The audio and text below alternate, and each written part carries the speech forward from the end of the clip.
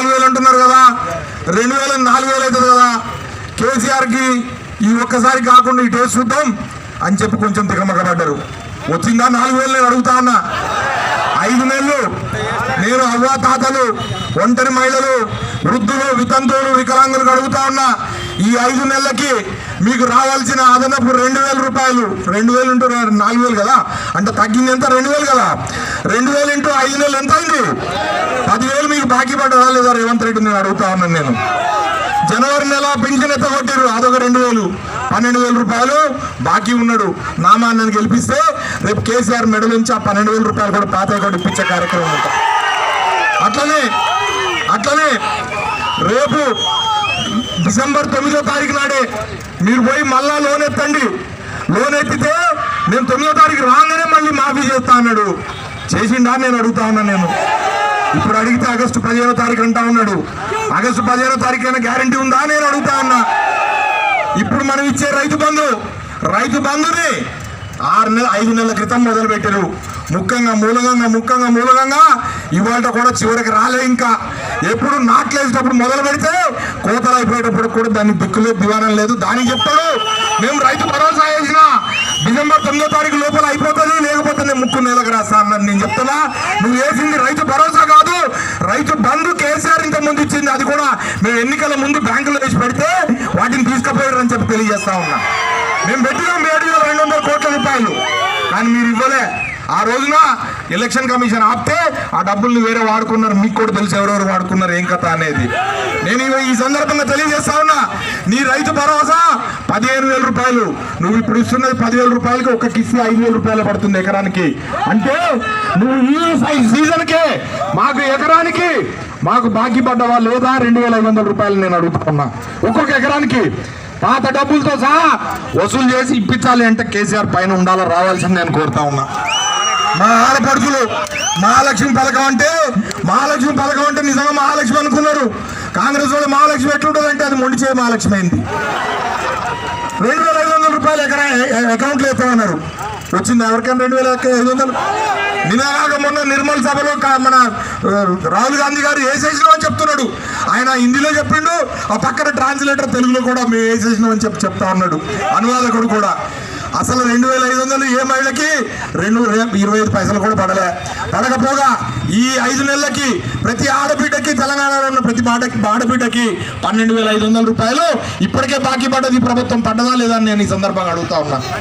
మనం మంచిగా ఆడబిడ్డలు పెళ్లిళ్ళు చేస్తే అజయన్న 1,116 రూపాయలు చెక్కులు తీసుకొని సార పెట్టి, చీర పెట్టి, భోజనం పెట్టి, మోటార్ సైకిల్ మీద ఇంటికి తీసుకొచ్చి ఇస్తే ఆయన తులం బంగారం ఇస్తానన్నాడని కొంచెం ఆడబిడ్డలు మోసపోయారు. ఇచ్చిరా తులం బంగారం? నేను అడుగుతున్నా. తులం బంగారం కాదు కదా, 10 గ్రాములు ఇనువైన వచ్చింది ఆయనకి నేను అడుగుతా ఉన్నా. ఇనువు రాలే, రాగి రాలే, ఆఖరి తులం బంగారం కూడా తుస్సుమన్నది. తులం బంగారం తుస్సుమన్నదే కాకుండా మనం ఇచ్చినట్టు 1,116 చెక్ ఇస్తే ఆ చెక్కు బౌన్స్ అవుతుందంట. గవర్నమెంట్ చెక్కు బౌన్స్ అయిందంటే ఎంత సిగ్గుచేటు ఒకసారి ఆలోచన చేయండి. మీ అందరికి కోరుతా ఉన్నా నేను. మిత్రులారా, గిరిజనులు చాలా మంది ఉన్నారు. గిరిజనులకు సంబంధించి నేను ఒక విషయం అడుగుతా ఉన్నా. మా లంబాడ సోదరులు చెప్పాలి, గిరిజన సోదరులు చెప్పాలా. లంబాడ సోదరులు ఎవరైనా మంత్రి ఉన్నాడా ఈ క్యాబినెట్ లో లంబాడ సోదరుడు మంత్రి ఉన్నాడా అని అడుగుతా ఉన్నా. మా మైనారిటీ సోదరులు అడుగుతా ఉన్నా. ఒక్క మైనారిటీ సోదరుడు ఎవరైనా, ముస్లిం సోదరుడు ఎవరైనా మంత్రి ఉన్నారా నేను అడుగుతా ఉన్నా. ఎవరైనా ఉన్నారా మంత్రి?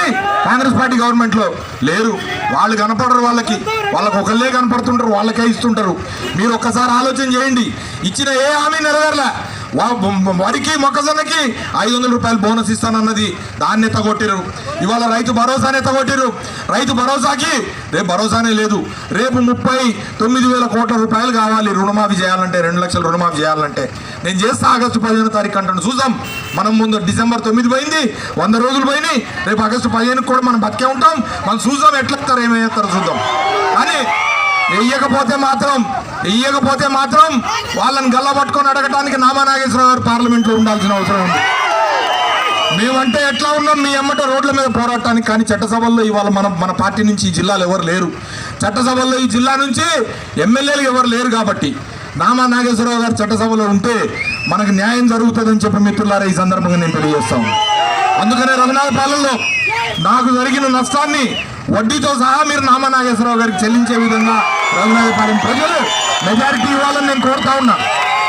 అది ఇస్తేనే నాకు న్యాయం చేసినట్టు. మీరు రఘునాథపాలెన్ని నేను ఎంతో కష్టపడి నేను ఎప్పుడు చెప్పిన ముద్దుల మండలం అని అద్భుతంగా అభివృద్ధి చేసిన, సింగిల్ రోడ్లు డబుల్ రోడ్లు చేసిన, రోడ్లు లేని దగ్గర రోడ్లు వేసిన, మట్టి రోడ్లు ఉంటే వాటిని అన్నింటినీ కూడా జిఎస్బీ చేసిన, సీసీ రోడ్లు చేసిన, ఎక్కడా ఎతకడానికి కూడా లేకుండా అద్భుతంగా అభివృద్ధి చేసినాం.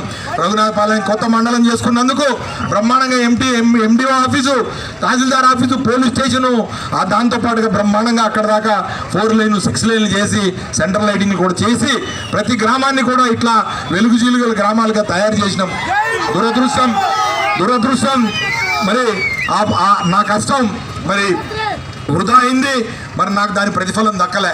కాబట్టి కనీసం నాకు ఇవ్వాల్సిన ప్రతిఫలాన్ని అయినా సరే రఘునాథపాలెం మండల ప్రజలు ఆలోచన చేసి మన కేసీఆర్ గారిని నిలబెట్టిన నామా నాగేశ్వరరావు గారిని గెలిపించుకుంటే మన బిడ్డ, మన లోకల్ బిడ్డ, మన ఖమ్మం బిడ్డ, మన మట్టిలో పుట్టిన బిడ్డ, మనం అడిగితే ఓ అంటే పలికే బిడ్డ కాబట్టి మన పక్కన ఉండేటోడు కాబట్టి ఆయన కోసం అని చెప్పి మనం ఈ 4 రోజులు కష్టపడి దయచేసి అందరూ కూడా కారు గుర్తు మీద ఓటేసి జరిగిన పొరపాటుని మనం గమనించుకొని మరి కాంగ్రెస్ ప్రభుత్వానికి మనం రేపు గట్టిగా బుద్ధి చెప్పడానికి కేసీఆర్ గారిని బలోపేతం చేద్దామా?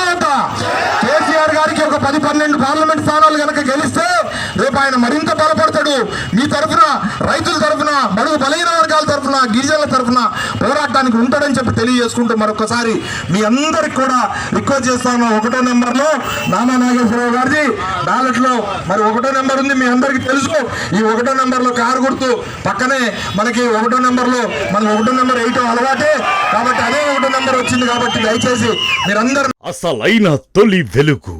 ఫాలో వాట్సాప్ @తొలి వెలుగు official.